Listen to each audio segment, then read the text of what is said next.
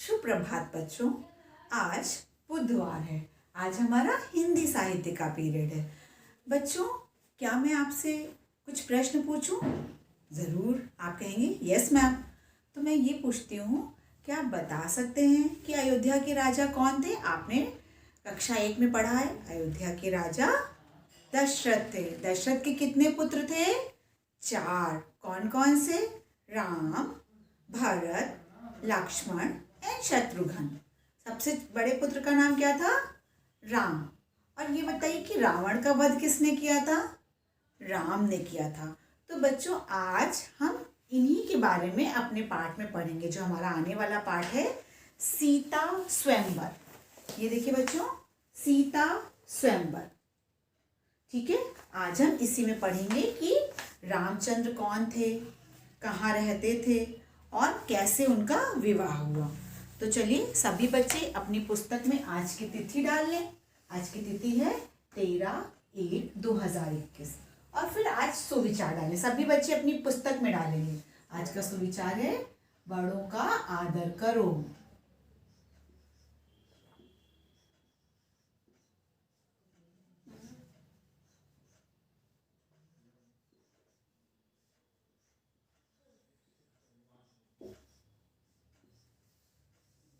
चलिए अब हम पाठ पढ़ना आरंभ करते हैं।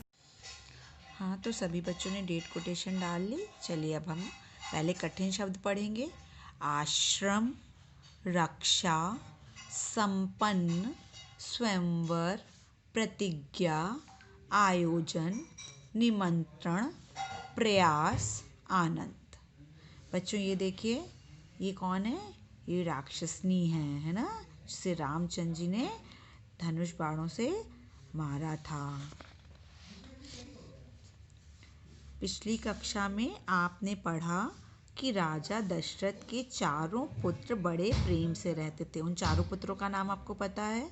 राम, लक्ष्मण, भरत और शत्रुघ्न। बड़े होकर 4 भाइयों ने बहुत कम समय में गुरु वशिष्ठ के आश्रम में जाकर उनसे शिक्षा पाई। शिक्षा पूरी करके 4 भाई अयोध्या वापस आ गए। बच्चों, पहले क्या होता था? गुरुकुल में लोग जाके शिक्षा ग्रहण करते थे, अपने घरों में नहीं करते थे। ठीक है, गुरु के आश्रम होते थे, वहीं पर जाके बच्चे रहते थे, वहीं खाते थे, सोते थे। जैसे कि आजकल हॉस्टल होते हैं, तो इस तरह से पहले हॉस्टल में जाके ही बच्चों को पढ़ना पड़ता था। शिक्षा पूरी करके 4 भाई अयोध्या वापस आ गए। फिर उनकी जब शिक्षा पूरी हो गई तो 4 भाई अयोध्या वापस आ गए। एक बार ऋषि विश्वामित्र राजा दशरथ के दरबार में आए। राजा ने उनका स्वागत किया। ऋषि ने कहा, राजन, राक्षस हमें यज्ञ नहीं करने देते। उसकी रक्षा के लिए आप अपने पुत्र राजकुमार राम और लक्ष्मण को मेरे साथ भेज दीजिए। जो विश्वामित्र थे वो आए, जब वो लोग पूजा करते थे तो ये सब देखिए, आप ये देखिए, ये जो राक्षस होते थे वो ऋषियों के यज्ञ में विघ्न डालते थे, बाधा डालते थे, उन्हें यज्ञ नहीं करने देते थे। तो राक्षस उन्हें परेशान करते थे, यज्ञ नहीं करने देते थे। तो विश्वामित्र राजा के पास आए और उन्होंने कहा कि हमारे साथ आप राम और लक्ष्मण को भेज दीजिए, ताकि ये जो है, जब वो लोग यज्ञ करेंगे तो वो पहरेदारी देंगे और राक्षसों को मार भगाएंगे और उनका यज्ञ पूरा हो जाएगा। राजा ने पहले तो मना किया, किंतु गुरु वशिष्ठ के समझाने पे राजा ने राम और लक्ष्मण को विश्वामित्र के साथ भेज दिया। ये देखिए, आश्रम में है, ये आश्रम है और ये राम और लक्ष्मण है। पहले तो राजा ने मना किया, लेकिन जब उनके जो कुल गुरु थे, गुरु वशिष्ठ, उनके समझाने पर विश्वामित्र के साथ भेज दिया। आश्रम पहुंचकर राम और लक्ष्मण ने कई राक्षसों को मार गिराया और यज्ञ की रक्षा की। विश्वामित्र का यज्ञ संपन्न हो गया, मतलब पूर्ण हो गया, पूरा हो गया। ये देखिए कैसे रक्षा कर रहे थे, कैसे वो राक्षसों को मार गिरा रहे थे। उन दिनों जनकपुर में राजा जनक राज्य करते थे। अयोध्या के राजा कौन थे? दशरथ। और इसी तरह एक दूसरा राज्य था जनकपुर, वहाँ के राजा कौन थे? जनक। तो वे अपनी पुत्री सीता का स्वयंवर कर रहे थे। स्वयंवर एक वो प्रथा होती है जिसमें लड़कियां अपना वर स्वयं चुनती हैं। बहुत सारे दरबार में बहुत सारे महाराजा और राजा राजकुमार बैठे रहते हैं और कन्या को बुलाया जाता है और कन्या जिसको मन करता है, जो उसको वो पसंद करती है, उसके गले में वरमाला डाल देती है। तो वे अपनी पुत्री सीता का स्वयंवर कर रहे थे।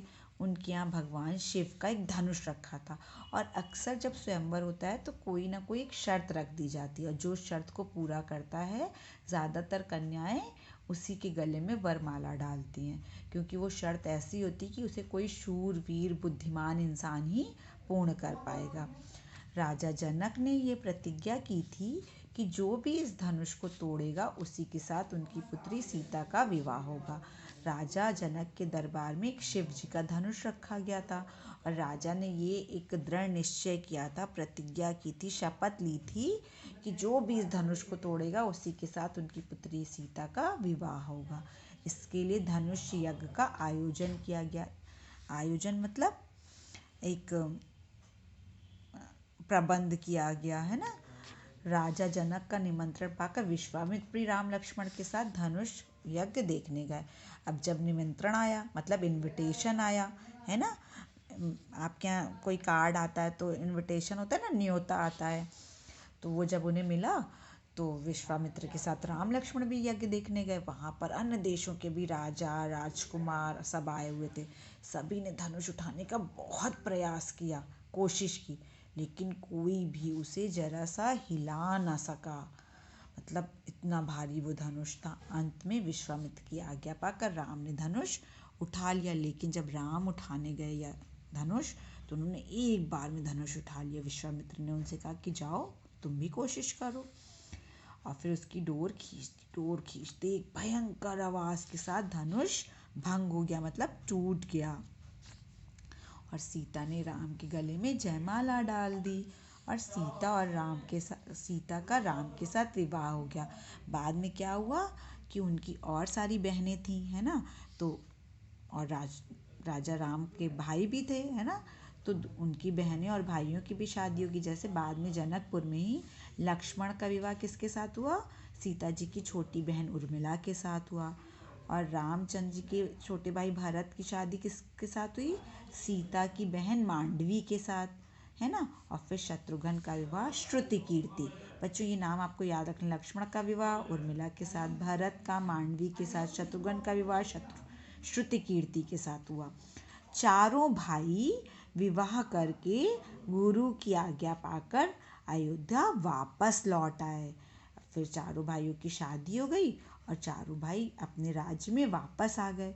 इससे अयोध्या में आनंद ही आनंद, मतलब क्या हुआ, प्रसन्नता छा गई और सारी प्रजा बहुत ही खुश थी। ये देखिए विवाह की पिक्चरें कैसे, ये राजा जनक, ये सीता, रामचंद्र जी, लक्ष्मण, है ना, उनके पीछे ये कौन है कि छोटी बहन है उर्मिला। तो इस तरह से आपने देखा बच्चों कि कैसे सीता का स्वयंवर हुआ, कैसे उनका विवाह हुआ है। इस तरह से ये पाठ संपन्न होता है। आप लोग पाठ को बहुत अच्छे से पढ़ेंगे ध्यान से, ठीक है बच्चों। अब इसके बाद कल हम लोग क्या करेंगे, इसकी अभ्यास करेंगे। तो ये आपका कौन सा पाठ था? सीता स्वयंवर। चलिए अब हम इस वीडियो को यहीं पे समाप्त करते हैं। धन्यवाद।